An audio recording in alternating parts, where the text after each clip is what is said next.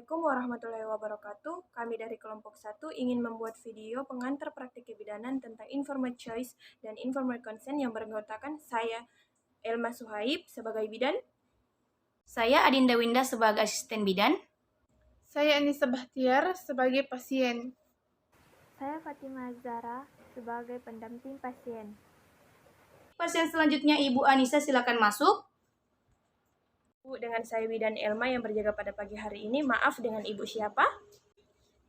Saya Anissa Bahtiar. Baik, Ibu pendampingnya dengan Ibu siapa dan ada hubungan apa dengan Ibu Anisya? Saya Fatima, kakak dari Anissa yang akan menemani adik saya untuk konsultasi. Baik Ibu Anisya, kalau boleh tahu, usia Ibu berapa? Saya berusia 26 tahun. Pekerjaan Ibu sebagai apa?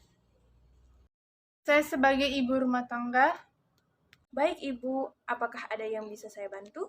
Begini Ibu bidan, saya mau tanya. Saya pakai suntik KB 3 bulan karena masih menyusui.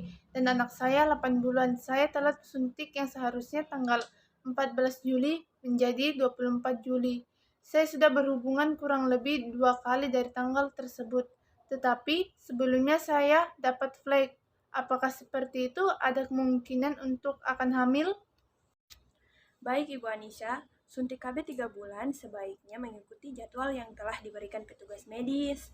Dan terjadi keterlambatan suntik dan sebelumnya Ibu telah mendapat haid dengan keluarnya flek, maka ada kemungkinan terjadi kehamilan. Namun untuk memastikan hal tersebut, Ibu dapat menunggu sampai jadwal haid berikutnya. Iya Ibu bidan, jika Ibu menyusui seperti saya, kontrasepsi yang seperti apa yang aman untuk saya gunakan? Apa KB yang sekarang sudah aman? Untuk Ibu menyusui, sebaiknya menggunakan kontrasepsi yang tidak mengganggu produksi ASI. Jenis alat kontrasepsi yang dapat Ibu gunakan adalah IUD, implan, suntik KB 3 bulan, serta kondom. Oh, begitu ya Ibu bidan. Ya, Ibu, mungkin ada yang masih kurang jelas atau ada keluhan lain yang ingin Ibu tanyakan, silahkan Ibu. Nah, begini Bu bidan, suami saya menginginkan kami untuk ada anak lagi, tapi berselang 5 tahun. KB yang seperti apa yang cocok untuk hal itu Ibu bidan? Sesuai tujuan Ibu untuk perencanaan keluarga dengan memberi jarak anak, dapat menggunakan kontrasepsi sebagai berikut. Sesuai pemilihan kontrasepsi yang rasional, yaitu IUD, suntikan, pil, dan susu KB. Baik Ibu, saya akan menjelaskan tentang kelebihan dan kekurangan alat kontrasepsi. Nah, yang pertama ada IUD. Kelebihannya yaitu dapat mencegah kehamilan untuk dalam jangka panjang, bahkan hingga 10 tahun. Kelebihan yang kedua, IUD mudah dilepas kapanpun Ibu ingin hamil kembali. Yang ketiga, IUD tidak mempengaruhi hormon, sehingga IUD tidak berpengaruh hormon. IUD tidak mempengaruhi hormon sehingga tidak berpengaruh pada IUD tidak mempengaruhi hormon sehingga tidak berpengaruh dalam proses menyusui, seks, maupun perubahan mood. Nah, ada kekurangan IUD Ibu, yaitu seperti menstruasi tidak teratur. Di luar halangan ini disebabkan karena tubuh masih menyesuaikan diri dengan benda asing yang sekarang diletakkan di dalam tubuh, dan menstruasi lebih banyak dibandingkan biasanya, timbulnya kram dan bisa menimbulkan flek di awal pemasangan, mual dan perut tidak nyaman. Ada alat kontrasepsi implan Ibu, yaitu implan lebih dari 99% digunakan selama 3 tahun, sangat berguna bagi mereka yang kesulitan untuk mengonsumsi pil. Pada waktu yang sama setiap hari, implan juga mempunyai kekurangan, yaitu tidak dapat melindungi ibu dari penyakit menular seksual, namun implan harus dilepas selama 3 tahun sekali. Ada suntik 3 bulan, yaitu bekerja dengan menghentikan proses ovulasi dan menebalkan cairan vagina untuk mencegah sperma mencapai sel telur. KB suntik 3 bulan aman untuk ibu menyusui dan dapat bertahan hingga 8 sampai 13 minggu. Ada kekurangan KB untuk itu Ibu. Ibu mencapai sel telur KB, sperma mencapai sel telur.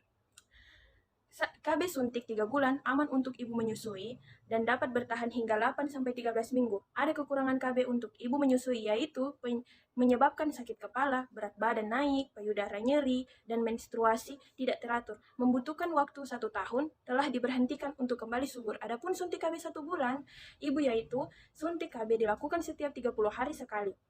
Suntik KB untuk ibu menyusui 1 bulan memiliki risiko lebih rendah daripada versi yang 3 bulan. Adapun alat kontrasepsi pil KB, kelebihannya yang mengurangi gejala PMS, melindungi Anda dari penyakit radang panggul, mengurangi risiko fibrosis, kista ovarium, dan penyakit payudara non-kanker. Adapun kekurangan pil KB yaitu tidak mengurangi ibu dari penyakit kelamin, harus diminum setiap hari di jam yang sama dan tidak boleh terlewat. Jika untuk mendapat perlindungan penuh, baik ibu sesuai dengan penjelasan saya tadi, ibu akan memakai alat kontrasepsi yang mana? Bu Bidan, sepertinya saya ingin memilih suntik 1 bulan. Ibu, apakah keputusan ibu sudah pasti? Iya, sudah pasti Bu Bidan. Apakah pendamping dari Ibu Anissa menyetujui? Iya, saya menerima keputusan adik saya. Baik, saya akan melakukan tindakan selanjutnya yang akan dibantu oleh asisten saya untuk mengisi formulir persetujuan. Baik Ibu, silakan ditandatangani. Baik Ibu, persetujuannya sudah selesai. Apakah ada yang bisa saya bantu? Iya, cukup Ibu Bidan. Baik Ibu, terima kasih Ibu. Iya, sama-sama Ibu Bidan. Baik, sekian video dari kami kelompok 1. Apabila ada salah kata dan salah tindakan, mohon dimaafkan. Wassalamualaikum warahmatullahi wabarakatuh.